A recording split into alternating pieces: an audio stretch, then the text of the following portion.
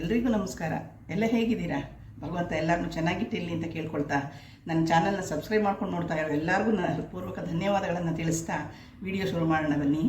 ಇವತ್ತು ನಾನು ಸುಲಭವಾಗಿ ಮನೆಯಲ್ಲೇ ಮಾಡ್ಕೊಳ್ಬಹುದಾದಂಥ ರಸಮಲಾಯಿಯನ್ನು ನಿಮಗೆ ತೋರಿಸ್ಕೊಡ್ತಾ ಇದ್ದೀನಿ. ಇದು ಹಾಲಿನಿಂದ ಮಾಡೋ ಪದಾರ್ಥ ಆಗಿರೋದ್ರಿಂದ ಮಕ್ಕಳಿಗಂತೂ ಖಂಡಿತ ಒಳ್ಳೆಯದು, ಆರೋಗ್ಯಕ್ಕೆ ಒಳ್ಳೆಯದು. ಎಷ್ಟೋ ಮಕ್ಕಳು ನಾವು ಹಾಲು ಕುಡಿಯಲ್ಲ ಅಂತ ಹೇಳ್ತಾರಲ್ಲ, ಅಂಥ ಮಕ್ಕಳಿಗೆಲ್ಲ ನೋಡಿ ಇದು ಹಾಲಿನಿಂದನೇ ಮಾಡುವಂಥ ಪದಾರ್ಥ. ಹಾಗಾಗಿ ಇದನ್ನು ತಿಂದರೆ ಆರೋಗ್ಯಕ್ಕೂ ಒಳ್ಳೆಯದು.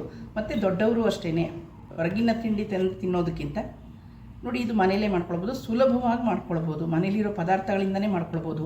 ಇವಾಗ ಒಂದೊಂದು ಸಲ ಸಡನ್ನಾಗಿ ಗೆಸ್ಟ್ಗಳು ಬಂದುಬಿಡ್ತಾರೆ, ಅವಾಗ ಏನು ಮಾಡೋದಪ್ಪ, ಸ್ವೀಟ್ ಏನಾದರೂ ಕೊಡಬೇಕಲ್ಲ, ಅವ್ರಿಗೆ ಏನು ಮಾಡೋದು ಅಂತ ತಲೆ ಬಿಸಿ ಆಗುತ್ತೆ. ಅಂಥ ಟೈಮ್ನಲ್ಲೆಲ್ಲ ನಾವು ಇದನ್ನು 10 ನಿಮಿಷದಲ್ಲಿ ನಾವು ರೆಡಿ ಮಾಡ್ಕೊಳ್ಬೋದು. ಹಾಗಿದ್ದರೆ ಬನ್ನಿ ವಿಡಿಯೋ ಶುರು ಮಾಡೋಣ. ಮೊದಲಿಗೆ ನಾನು ಸ್ಟವ್ ಮೇಲೆ ಪಾತ್ರೆ ಇಟ್ಟು ಹಾಲು ಕಾಯಿಸ್ಕೊಳ್ತಾ ಇದ್ದೀನಿ. ನಾನಿಲ್ಲಿ 1 ಲೀಟ್ರ್ ಹಾಲು ಕಾಯಿಸ್ಕೊಳ್ತಾ ಇದ್ದೀನಿ. ರಸಮಲಾಯಿ ಮಾಡೋಕ್ಕೆ ಮುಖ್ಯವಾಗಿ ರಬಡಿ ಬೇಕಾಗಿರೋದ್ರಿಂದ ನಾನಿಲ್ಲಿ ಮೊದಲು ರಬಡಿ ಮಾಡ್ಕೊಳ್ತೀನಿ. ರಬಡಿ ಅಂದರೆ ನಿಮಗೆಲ್ಲ ಗೊತ್ತಿರುತ್ತೆ ಅಂತ ಅಂದ್ಕೊಳ್ತೀನಿ. ನಾನು ಮೊದಲೊಂದು ಸಲ ವೀಡಿಯೋ ಮಾಡಿ ಹಾಕಿದ್ದೆ ರಬಡಿ ಹೇಗೆ ಮಾಡೋದು ಅಂತಂದ್ಬಿಟ್ಟು. ನಾನು ಈ ವಿಡಿಯೋ ಕೊನೆಯಲ್ಲಿ ನಿಮಗೆ ಎಂಡ್ ಸ್ಕ್ರೀನ್ನಲ್ಲಿ ಹಾಕ್ತೀನಿ ರಬಡಿ ಮಾಡೋದು ಹೇಗೆ ಅನ್ನೋ ವಿಡಿಯೋ. ಅದನ್ನು ನೋಡಿಕೊಂಡು ಬೇಕಿದ್ರೆ ನೀವು ರಬಡಿ ಮಾಡ್ಕೊಳ್ಳಿ.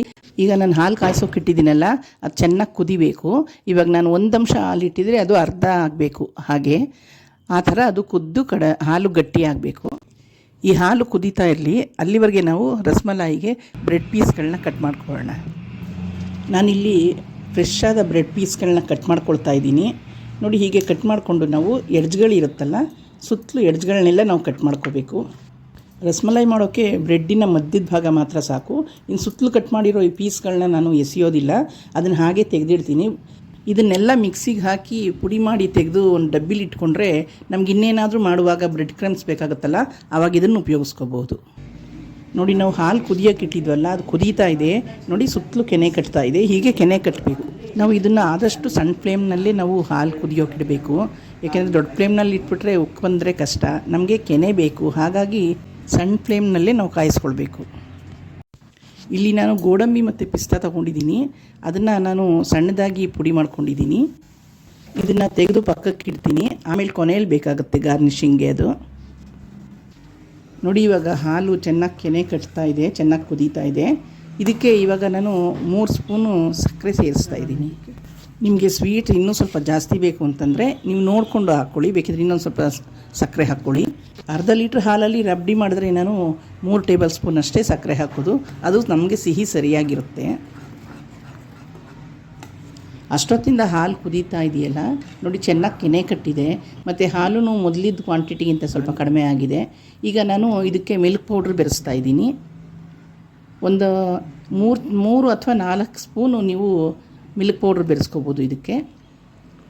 ಆವಾಗ ಸ್ವಲ್ಪ ಗಟ್ಟಿ ಬರುತ್ತೆ. ಅದೇ ಹಾಲನ್ನೇ ತೆಗೆದು ನಾವು ಮಿಲ್ಕ್ ಪೌಡ್ರಿಗೆ ಹಾಕಿ ಸ್ವಲ್ಪ ಕಲಿಸ್ಕೊಂಡು, ಗಂಟಾಗದೆ ಇದ್ದಾಗ ಕಲಿಸ್ಕೊಂಡು ಮತ್ತೆ ನಾವು ಅದಕ್ಕೆ ಬೆರೆಸ್ಕೊಳ್ಬೇಕು.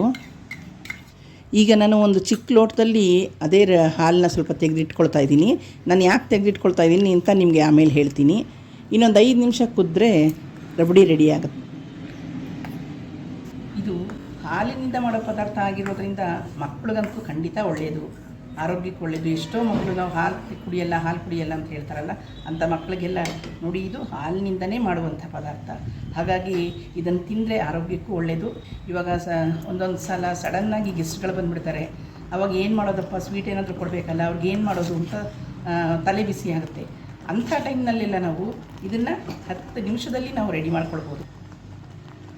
ಈಗ ರಬಡಿ ರೆಡಿಯಾಗಿದೆ. ಇದನ್ನು ಒಂದು ಬೌಲ್ಗೆ ಹಾಕ್ಕೊಳ್ತೀನಿ. ಈಗ ಒಂದು ಪ್ಲೇಟ್ನಲ್ಲಿ ನಾನು ಬ್ರೆಡ್ ಕಟ್ ಮಾಡಿ ಇಟ್ಕೊಂಡಿದ್ನಲ್ಲ, ಅದನ್ನು ಇಟ್ಟು ಅದ್ರ ಮೇಲೆ ನಾನು 1 ಲೋಟ ಹಾಲು ತೆಗೆದಿಟ್ಟನೆಲ್ಲ ರಬಡಿ ಮಾಡುವಾಗ ಆ ಹಾಲನ್ನು ಈಗ ನಾನು ಈ ಬ್ರೆಡ್ಗಳ ಮೇಲೆ ಹಾಕ್ತೀನಿ. ಇದು ಹಾಕಿಬಿಟ್ಟು ಮತ್ತೆ ಇದಕ್ಕೆ ಗೋಡಂಬಿ ಮತ್ತು ಪಿಸ್ತಾ ಪುಡಿ ಮಾಡಿ ಇಟ್ಕೊಂಡಿದ್ನಲ್ಲ, ಅದನ್ನು ಅದರ ಮೇಲೆಲ್ಲ ಹಾಕಬೇಕು. ಇದು ಹಾಕಿಬಿಟ್ಟು ಮತ್ತೆ ನಾವು ಇನ್ನೊಂದು ಲೇಯರು ಬ್ರೆಡ್ ಹಿಟ್ಟು, ಬ್ರೆಡ್ಗೆ ಅದೇ ರೀತಿ ನಾವು ಹಾಲು ತೆಗೆದಿಟ್ಕೊಂಡಿದ್ವಲ್ಲ ಆ ಹಾಲನ್ನು ಹಾಕಿ ಮತ್ತೆ ಅದ್ರ ಮೇಲೆ ನಾವು ಗೋಡಂಬಿ ಪಿಸ್ತಾನ ಹಾಕಿ, ಹೀಗೆ ನಾನು 3 ಸಲ 3 ಬ್ರೆಡ್ ಪೀಸ್ಗಳನ್ನ ನಾನು ಒಂದ್ರ ಮೇಲೆ ಒಂದಿಟ್ಟು ಇದೇ ರೀತಿ ಹಾಲು ಮತ್ತು ಗೋಡಂಬಿ ಪಿಸ್ತಾ ಹಾಕ್ತಾ ಬರಬೇಕು. 3ನೇ ಪೀಸ್ ಇಟ್ಟಾದಮೇಲೆ ನಾವು ಕೊನೆಗೆ ನಾವು ರಬಡಿ ಹಾಕಬೇಕು ಇದ್ರ ಮೇಲೆ. ರಬಡಿ ಹಾಕಿ ಮೇಲೆ ಗಾರ್ನಿಷ್ ಮಾಡಿದ್ರೆ ಅಲ್ಲಿಗೆ ರುಚಿಕರವಾದ ರಸಮಲಾಯಿ ರೆಡಿ ಆಯಿತು. ಫ್ರೆಂಡ್ಸ್, ವಿಡಿಯೋ ನಿಮ್ಗೆ ಹೇಗೆ ಅನ್ನಿಸ್ತು? ಇಷ್ಟ ಆಯಿತಾ ಅಥವಾ ಇಷ್ಟ ಆಗಲಿಲ್ವಾ? ಏನೇ ಆದರೂ ಕಾಮೆಂಟ್ ಮಾಡಿ ಆಯಿತಾ? ಮುಂದಿನ ವಿಡಿಯೋದಲ್ಲಿ ಸಿಗೋಣ ಅಲ್ಲ. ಎಲ್ರಿಗೂ ಒಳ್ಳೆಯದಾಗಲಿ. ನಮಸ್ಕಾರ.